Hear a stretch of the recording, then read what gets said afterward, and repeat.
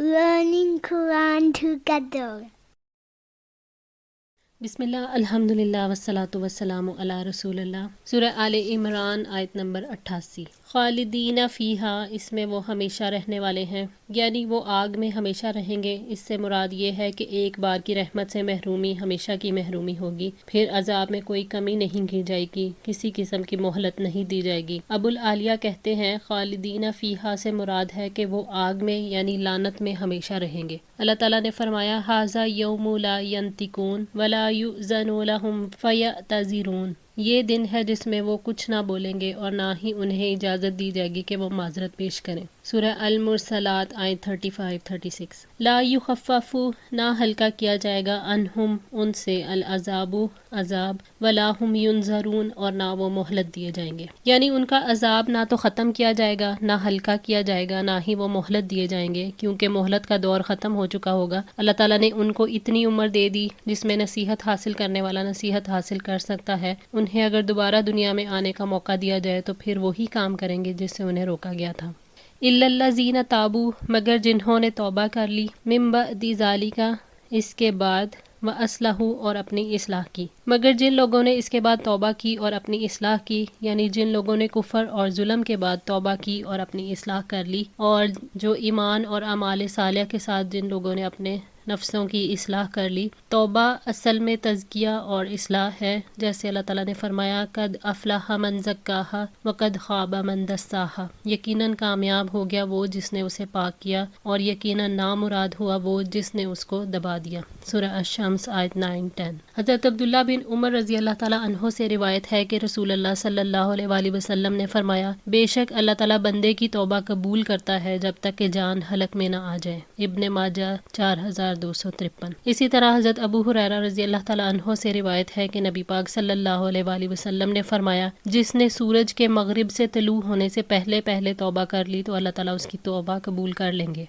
सही मुस्लिम 6861। फ़इन्नल्लाह, तो यकीनन अल्लाह ताला गफ़ूरुन, बेहद बख्शने वाला है, रहीमुन, निहायत रहम करने वाला है। अल्लाह ताला का वादा है कि वो उनके गुनाहों को बख्श देगा और अपनी रहमत से उन्हें जन्नत में दाखिल करेगा। अल्लाह ताला ने तौबा और इस्लाह का अज़म करने वालों की दिली कैफियत से अपनी रहमत का यकीन दिलाया है कि अगर इंसान तौबा पर आमादा हो सकता है तो रब उससे बढ़कर उसके गुनाह को माफ़ करके उसकी मगफिरत करके उस पर रहमत कर सकता है। कुफर और गुमराही के बावजूद अल्लाह ताला इस्लाम के दरवाजे खोले रखता है, वापसी के दरवाजे बंद नहीं करता। इस तरह तौबा का दरवाज़ा हमेशा खुला रहता है।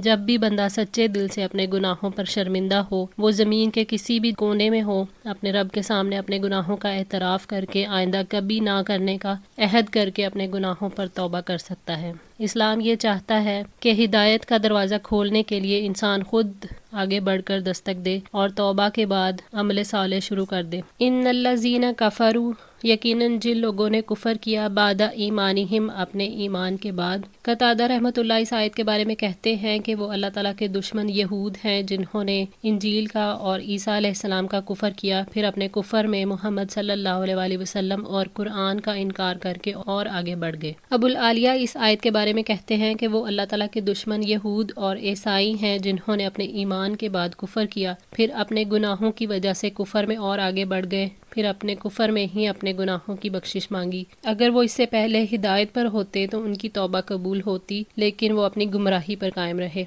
सुम्मज़दादू, फिर बढ़ते ही गए, कुफरन, कुफर में, यानी तौबा ना करके अपने रवैये की इस्लाह ना करके काफराना रवैये पर जमे रहे और कुफर में आगे बढ़ते गए। लोगों को अल्लाह ताला के रास्ते से रोक कर, बदगुमानियाँ फैलाकर, शक्कूक व शुबहात पैदा करके, दिलों में वसवसे डाल के और बदतरीन साजिशें करके ताकि नबी सल्लल्लाहु अलैहि वसल्लम का मिशन कामयाब ना होने पाए। इस तरह वो कुफर में आगे और बढ़ते गए। लन, हरगिज ना, तुकबला, कबूल की जाएगी, तौबतुहुम, उनकी तौबा। जिसे तौबा की तौफीक नहीं मिलती उसकी तौबा कबूल नहीं होती, इसलिए उनकी तौबा हरगिज कबूल नहीं की जाएगी। अल्लाह ताला फरमाता है वनुकल्लिबु अफ़इदतहुम व अबसारहुम कमा लम युमिनु बिही अव्वल मर्रतिन, और हम उनके दिलों और उनकी निगाहों को फेर देंगे जैसे कि ये लोग पहली बार इस पर ईमान नहीं लाए थे। सूरह अल इनाम आयत 110। فلما زاغوا ازاغ اللہ قلوبہم، اور پھر جب وہ پھر گئے تو اللہ تعالیٰ نے ان کے دلوں کو پھیر دیا۔ سورہ الصف آیت 5۔ ان کی توبہ ہرگز قبول نہ کی جائے گی، اس لیے کہ وہ محمد صلی اللہ علیہ وآلہ وسلم اور قرآن پر ایمان نہیں لائے تھے۔ جب انہوں نے کفر پر اصرار کیا تو اس کے ساتھ ان کی توبہ کیسے قبول کی جائے؟ وَأُولَٰئِکَ، اور وہی لوگ، ہم الضالون، وہ جو گمراہ ہیں۔ اللہ تعالیٰ نے ان کے بارے میں خبر دی ہے کہ وہی لوگ گمراہ ہیں جو اس حال میں ہوں، ان کی توبہ کبھی قبول نہیں ہوتی۔ اس سے بڑی گمراہی کیا ہو سکتی ہے کہ انسان آنکھوں سے دیکھ کر سیدھی راہ کو چھوڑ دے۔ ان الذین کفروا، یقیناً جن لوگوں نے کفر کیا، وماتوا، اور وہ مر گئے، وہم کفار، اس حال میں کہ وہ کافر تھے۔ اس سے مراد سارے کافر ہیں جنہوں نے کفر کی حالت میں جان دے دی۔ فلن، تو ہرگز نہ، یقبلا، قبول کیا جائے گا، من احدہم، ان میں سے کسی ایک سے، ملء الارض، زمین بھر، ذہباً، سونا، وَلَوْ افْتَدَىٰ بِهِ، اگرچہ وہ اس کو فدیے میں دے۔ قیامت کے دن انسان چاہے گا کہ اپنے بدلے میں کچھ دے کر اپنی جان بچا لے۔ اس کو پورا کرنے کے لیے اس دن اس کے پاس کوئی مال نہیں ہوگا، اور اگر ہو بھی تو ان میں سے کسی ایک سے زمین بھر سونا بھی ہرگز قبول نہ کیا جائے گا، اور اگرچہ وہ اس کو فدیے میں دے۔ جو انسان زندگی میں اللہ تعالیٰ کے اصولوں کے خلاف خرچ کرتا ہے، اس کے صدقہ کرنے کا کوئی فائدہ نہیں۔ دنیا کے ختم ہونے کے بعد زمین بھر کر بھی صدقہ کرنے کا ارادہ ہو تو قبول نہیں ہوگا۔ اولئک، یہی لوگ ہیں، لہم، جن کے لیے، عذاب علیم، دردناک عذاب ہے۔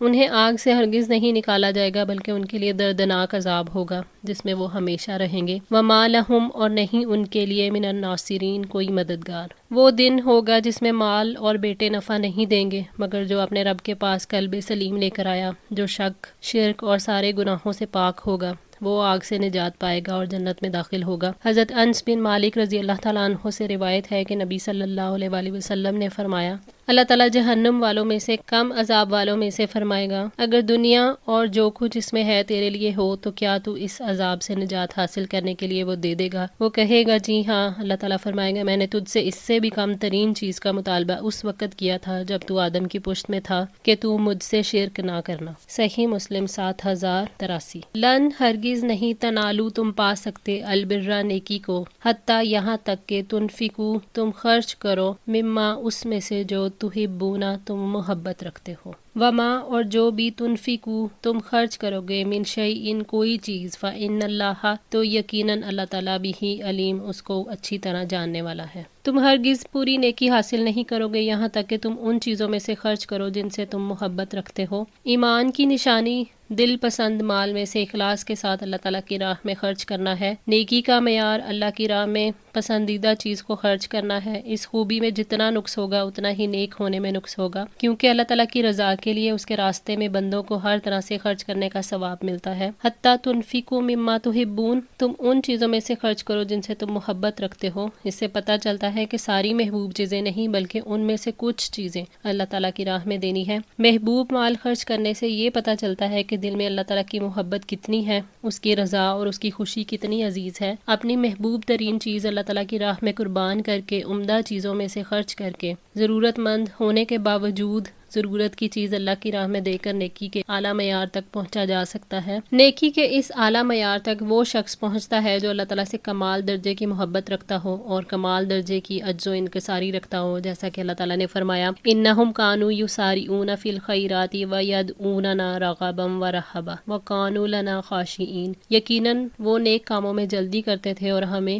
رغبت اور خوف سے پکارتے تھے اور ہمارے لیے عاجزی کرنے والے تھے۔ سورہ الانبیاء آیت نمبر 90۔ حضرت ابو طلحہ رضی اللہ تعالیٰ عنہ مدینہ کے انصار میں اپنے کھجور کے باغات کی وجہ سے سب سے زیادہ مالدار تھے، اور اپنے باغات میں سب سے زیادہ پسند انہیں بیرہا کا باغ تھا۔ یہ باغ مسجد نبی صلی اللہ علیہ وآلہ وسلم کے سامنے تھا اور نبی پاک صلی اللہ علیہ وآلہ وسلم اس میں تشریف لے جایا کرتے تھے اور اس کا میٹھا پانی پیا کرتے تھے۔ حضرت انس رضی اللہ تعالیٰ عنہ نے بیان کیا کہ جب یہ آیت نازل ہوئی، لن تنالوا البر حتی تنفقوا مما تحبون، تو یہ سن کر ابو طلحہ رضی اللہ تعالیٰ عنہ نبی صلی اللہ علیہ وآلہ وسلم کی خدمت میں آئے اور فرمایا، اے اللہ کے رسول صلی اللہ علیہ وآلہ وسلم، اللہ تعالیٰ فرماتا ہے کہ تم اس وقت تک نیکی کو نہیں پا سکتے جب تک تم اپنی پیاری سے پیاری چیز نہ خرچ کرو، اور مجھے بیرہا کا باغ سب سے زیادہ پیارا ہے، اسی لیے میں اسے اللہ تعالیٰ کی راہ میں خیرات کرتا ہوں، اس کی نیکی اور اس کے ذخیرہ آخرت ہونے کا امیدوار ہوں۔ اللہ تعالیٰ کے حکم سے جہاں آپ مناسب سمجھیں اسے استعمال کریں۔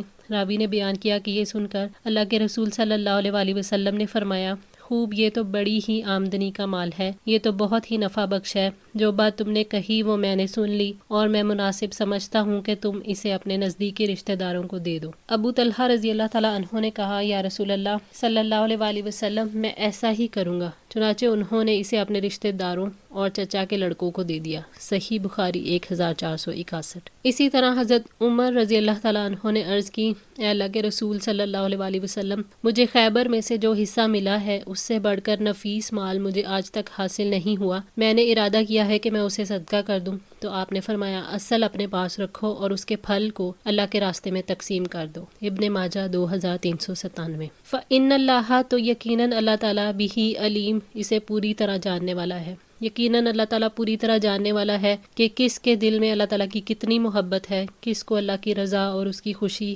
عزیز ہے، کون اللہ کی راہ میں اپنی ضرورت کی چیزوں کو قربان کر کے نیکی کے اعلیٰ معیار تک پہنچنا چاہتا ہے، اور کون اللہ کی راہ میں دل پسند چیز خرچ کرتا ہے۔ اللہ تعالیٰ علیم ہے کہ وہ تمہارے تمام اعمال کو اور تمہاری نیتوں کو پوری طرح جاننے والا ہے، اور انہی نیتوں کے مطابق ان کی جزا دے گا۔ کل الطعامی، ہر کھانا، کانا ہلن، حلال تھا، لبنی اسرائیل، بنی اسرائیل کے لیے۔ یہودیوں نے اسلام پر اعتراضات کیے تھے، جن کے جواب میں اللہ تعالیٰ نے یہ آیت نازل فرمائی۔ پہلا اعتراض یہ کیا تھا کہ مسلمان اگر ملت ابراہیمی پر ہیں تو اونٹ کا گوشت کیوں کھاتے ہیں اور اس کا دودھ کیوں پیتے ہیں۔ دوسرا اعتراض یہ تھا کہ مسلمانوں نے قبلہ کیوں تبدیل کر لیا جبکہ بیت المقدس تمام انبیاء کا قبلہ رہا ہے۔ کھانے پینے کی تمام چیزیں جو قرآن میں حلال ہیں وہ بنی اسرائیل کے لیے بھی حلال تھیں، الا ما حرما، مگر جو حرام کیا اسرائیل نے علی نفسہ، اپنی جان پر۔ کچھ چیزیں بطور سزا بنی اسرائیل پر حرام کی گئی تھیں اس لیے کہ انہوں نے جرائم کا ارتکاب کیا تھا، جیسا کہ سورہ الانعام میں اللہ تعالیٰ نے فرمایا، اور ان لوگوں پر جو یہودی بن گئے ہم نے ہر ناخن والے جانور کو حرام کر دیا تھا، اور گایوں اور بکریوں میں سے ہم نے ان پر ان دونوں کی چربیاں حرام کر دیں سوائے اس کے جو ان دونوں کی پیٹھوں یا انتڑیوں نے اٹھایا ہوا ہو یا جو کسی ہڈی کے ساتھ ملی ہوئی ہو، یہ ہم نے انہیں ان کی سرکشی کی وجہ سے سزا دی تھی، اور بلا شبہ یقیناً ہم ہی سچے ہیں۔ سورہ الانعام آیت 46۔ یہ چیزیں تورات نازل کیے جانے سے پہلے حضرت یعقوب علیہ السلام نے اپنے اوپر حرام کر لی تھی۔ حضرت یعقوب علیہ السلام نے یہ نظر مانی تھی کہ اگر اللہ تعالیٰ مجھے شفا دے گا تو میں کھانے پینے کی سب سے پیاری چیز چھوڑ دوں گا۔ جب انہیں صحت ملی تو انہوں نے اونٹ کا گوشت اور دودھ چھوڑ دیا۔ حضرت یعقوب علیہ السلام کی اولاد نے بھی اسی طریقے کو اپنا لیا۔ من قبلی، اس سے پہلے، ان تنزل، کہ نازل کی جاتی، التورات، تورات، یعنی یہ سب چیزیں تورات نازل کیے جانے سے پہلے حضرت یعقوب علیہ السلام نے اپنے اوپر حرام کی تھی۔ تورات میں بعض چیزیں یہودیوں کے ظلم اور سرکشی کی وجہ سے حرام کی گئی تھیں۔ حضرت ابراہیم علیہ السلام کے زمانے میں وہ چیزیں حرام نہیں تھیں۔ حضرت یعقوب علیہ السلام نے خود اپنے اوپر اونٹ کا گوشت اور دودھ حرام کر لیا تھا۔ کل، آپ کہہ دیں، فَأْتُوا، پس لے آؤ، بالتوراتی، تورات کو، فَاتْلُوہا، پھر پڑھو اسے، ان کنتم صادقین، اگر تم سچے ہو۔ یہودیوں سے کہا گیا ہے کہ اگر تمہیں یقین نہیں آتا تو تورات لاؤ اور اسے پڑھ کر سناؤ، اگر تم سچے ہو تو بات واضح ہو جائے گی۔ ترمذی نے ابن عباس سے روایت کی ہے کہ یہودیوں نے نبی صلی اللہ علیہ وآلہ وسلم سے کہا، مجھے بتائیے کہ یعقوب نے اپنے لیے کس چیز کو حرام کیا تھا؟ تو آپ صلی اللہ علیہ وآلہ وسلم نے فرمایا کہ وہ بادیہ میں رہتے تھے، انہیں عرق النساء کی بیماری ہو گئی، انہیں بطور علاج یہی سمجھ میں آیا کہ اونٹ کا گوشت اور دودھ چھوڑ دیں، چنانچہ انہوں نے اسے اپنے اوپر حرام کر لیا۔ یہودیوں نے کہا کہ آپ نے سچ کہا۔ احمد کی روایت سے پتہ چلتا ہے کہ انہوں نے دونوں چیزوں کو بطور نظر اپنے اوپر حرام کر لیا تھا۔ فمن افطرا، تو جو کوئی گھڑے، اللہ، اللہ پر، الکاذبہ، جھوٹ، من بعد ذالک، اس کے بعد۔ جھوٹ باندھنے سے مراد اسلام اور مسلمانوں پر جھوٹے اعتراضات کرنا ہے۔ پھر جو کوئی بھی اللہ تعالیٰ کی طرف سے حق واضح ہو جانے کے بعد بھی جھوٹے اعتراضات کرے گا، فاولئک، تو وہی لوگ، ہم الظالمون، جو ظالم ہیں۔